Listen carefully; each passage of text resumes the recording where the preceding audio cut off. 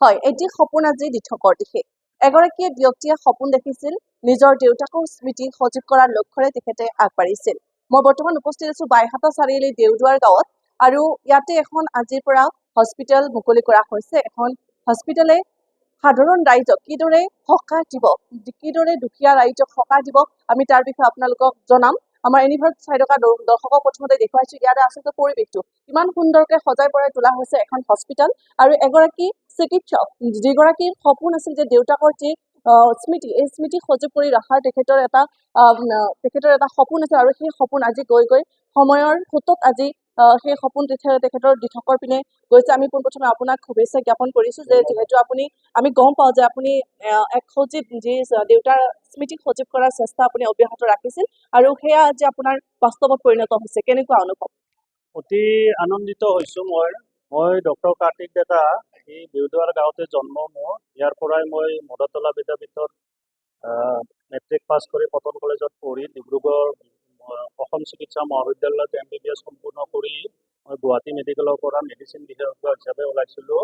আৰু মই যেতিয়া এই হাইস্কুলত পঢ়ি আছিলোঁ, মোৰ যেতিয়া মেট্ৰিক আছিল তেতিয়াই মই মোৰ দেউতাৰ গল ব্লাডাৰ কেঞ্চাৰ হৈ ঢুকাব লগা হৈছিল আৰু খুব কষ্ট কৰি পঢ়ি শুনি ডাঙৰ দীঘল হৈছোঁ। আৰু তেতিয়াই মোৰ এটা সপোন আছিল যে নিশ্চয় ডাঙৰ হ'লে মই দেউতাৰ এই স্মৃতি সজীৱ কৰি ৰখাৰ কাৰণে কিবা এটা কৰিব পাৰিম। আৰু তাৰে প্ৰতিফলন হিচাপে মই বহুত কষ্ট কৰি এই আজি ৰমেশ ডেকা মেমৰিয়েল হস্পিটেল, মোৰ নিজৰে জন্মভূমি দেউদুৱাৰ গাঁৱত মই আজি উদ্বোধন কৰিবলৈ পাই নিজে যথেষ্ট আনন্দিত লাভ কৰিছোঁ আৰু ৰাইজৰ সঁহাৰি পাইছোঁ, মোৰ যথেষ্ট ভাল পাইছোঁ। আপুনি নিশ্চয়কৈ কৈছে যে আপুনিও সৰুৰ পৰা বহু কষ্টৰে ডাঙৰ হৈ আজি ইমানখিনি প্ৰতিষ্ঠা লাভ কৰিবলৈ সক্ষম হৈছে আৰু যিহেতু দুখীয়া ৰাইজৰ সকাহ দিয়াৰ এক উদ্দেশ্য আগত ৰাখি আপুনি এই হস্পিটেলখন অপেনিং কৰিছে, কেনেকুৱা ধৰণৰ সুবিধা থাকিব সাধাৰণ ৰাইজৰ বাবে? আমাৰ ইয়াত মই মেডিচিন বিশেষজ্ঞ হিচাপে মই ভাবিছোঁ যে প্ৰথম মোৰ কনচালটেঞ্চিটো আমাৰ ৰিচিপশ্যন যিহেতু প্ৰত্যেক হস্পিটেলত থাকে 100 টকা কৰি 200 টকা ফিজ ল'ম বুলি মই এটা ঠিক কৰিছোঁ প্ৰথম। আজিকালি জানে মেডিচিন ডক্টৰে হওক বা কনচালটেঞ্চিবিলাক বহুত হয় আৰু আমি যিবিলাক IPD পেচেণ্ট হ'ব, মানে ভিতৰত থাকিব, এডমিট থাকিব, তেওঁলোকৰ কাৰণে বহুত কম ৰেটত আমি যেনেকৈ জেনেৰেল বেডত যদি থাকে আমি 1200 টকাতে মানে হস্পিটেলৰ খৰচখিনি জেনেৰেল বেডৰ 500 আৰু অন্যান্য চাৰ্জ হ'লে 1200 টকাত উলিয়াই দিম বুলি ভাবিছোঁ।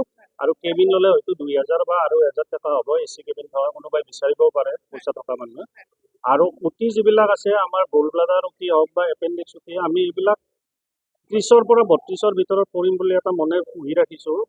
আৰু যিবিলাক চিজাৰিং কেছ হয় সেইবিলাকো 35ৰ তলত দুখীয়া ৰাইজৰ যাতে সুবিধা হয় সিমান মানতে ওলাম। আপোনালোকে নিশ্চয় জানেই বহুতে যে আজিকালি অপাৰেশ্যনত কিমান খৰচ যায়, গতিকে সেইখিনি এটলিষ্ট 3 ভাগৰ 1 ভাগ হ'লেও কম কৰিম বুলি মই এটা প্ৰতিজ্ঞাবদ্ধ হৈছোঁ। নিশ্চয়কৈ আমি আপোনালৈ ধন্যবাদ জ্ঞাপন কৰিছোঁ। আচলতে এইখনেই হৈছে ৰমেশ ডেকা মেমৰিয়েল হস্পিটেল আৰু বাইহাটা চাৰিআলিৰ এই দেউদুৱাৰ পথত অৱস্থিত, গুৱাহাটী লাইনৰ পথত অৱস্থিত। আৰু তেখেতে কৈছে যে দুখীয়া ৰাইজক যি সকাহ দিয়াৰ উদ্দেশ্যে আচলতে এই হস্পিটেলখন মুকলি কৰিছে।